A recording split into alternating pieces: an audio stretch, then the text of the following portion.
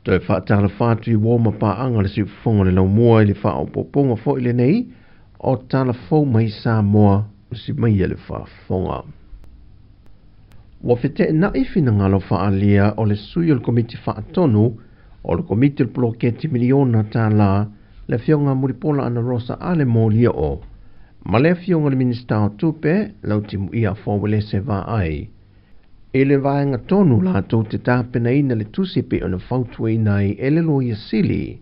E wha o atu e le komiti o le whonu wha vae wha sale le anga numere lua. E tali mai ai i le wha ina o le lato se lau fitu se fuma le lima afe tā lao le bloketi mua mua. Le ua lewa o na mai e Yesu e su enga le ofisa le lo ia sili. E tāpena ina se tu se tali mai ai le komiti o le whonu wha vae. I le vaenga tupe o lo fisilingia.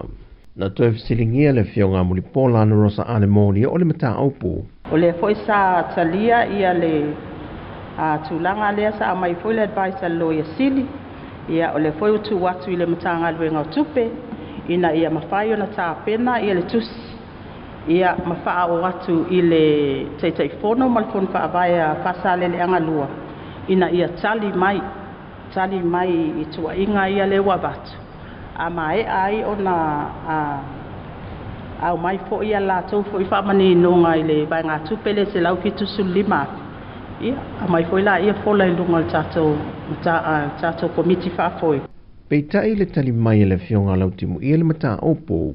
O le tāpina ina o le tusi le te tau o na tā lia. O le mata whai o e whito i tonu lava lea i le mata ngaruenga e ana le ploketi miliona tā la.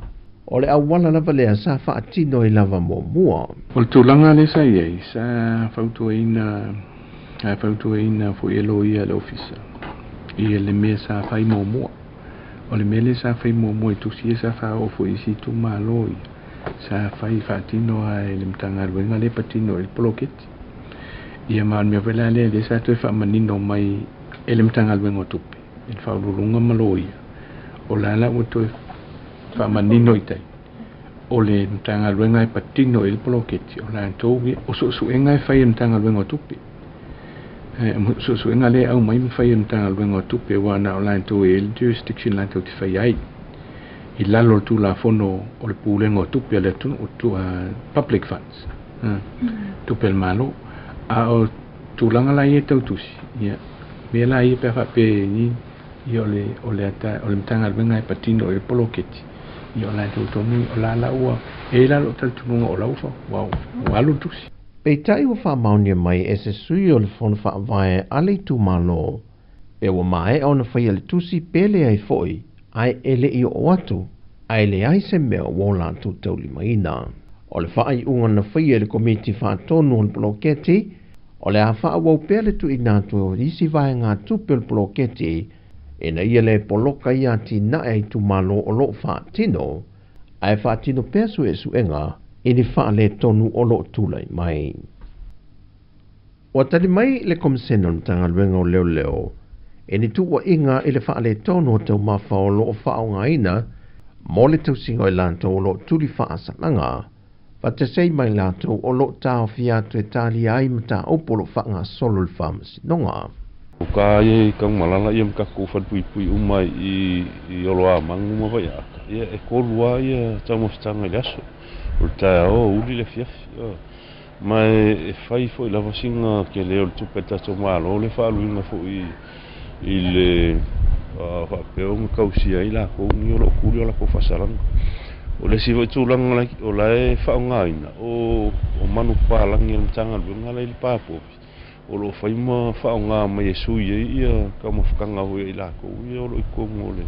O le whalpui o ki whapea kula hai longa le tūlanga na la e o ngolo le leil kausingo i la kou i kongo whalpui i kai ao uri a fiafia e maua i tau mawhitanga. Pauselu i tau na whaai loa e le komisena. O le whao popo leo le whai numero lato e tau fiatu e tuli whaasa langa. Mai e le mawhai o na tau fie le whao popo. O le se leni mo mia mo le tau singa. O lo ta oto le fōwhanga le whainga malo lo tu la i le whoe. O se teimio i luma i leo toi mamao. E fia toi tu e se nai i amtanga luenga leo leo. Ma le pulenga o le whale pui pui. Wa moli mawina ele sunga le whawhenga ingo le ka le sia ta noa le a mai ni usila. Le saa o whaamtalanga whelelea i lunga o penga te whai langi ma whai loe nisi. E leo manino le whaonga ino vesoa swani na awina mai, mo alo ma whana walo tau sia le lutoa le to manga, e pei o na whaatalusanga i naini vesoa swani. Na mamoli le whaaftai le sunga le whaawhenga a nga i le to manga ma le pulenga, e le maua tu la vai le asia singa, o lo te malu ma o lo i ai lava mea na awina mai, e au fie moenga whaamalu, solo i afu tanga lunga, ma le tele o pusa lava lava. Na whaaftai e Bristene i hasili New Linen Chang, ia e ka le si o whaalapo tonga swani mai le malo, ma atunu e whafo, e le to manga le tau singa leo whanau, o lo whao popo pele whainu mera o ea a fia, mai sa wanga le mafo fautino, ono sa wanga mātanga.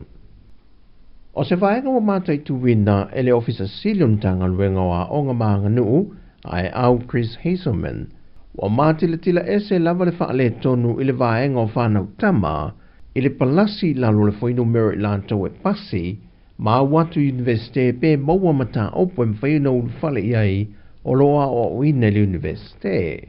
O le whaale tonu foi, wo lava i mata opo sa malo lo sieli tupa o lii, wa whaale tonu foi, mai o sili e maua tuai le whainu mera tama i tai pasi, nei lo le tupa o lii.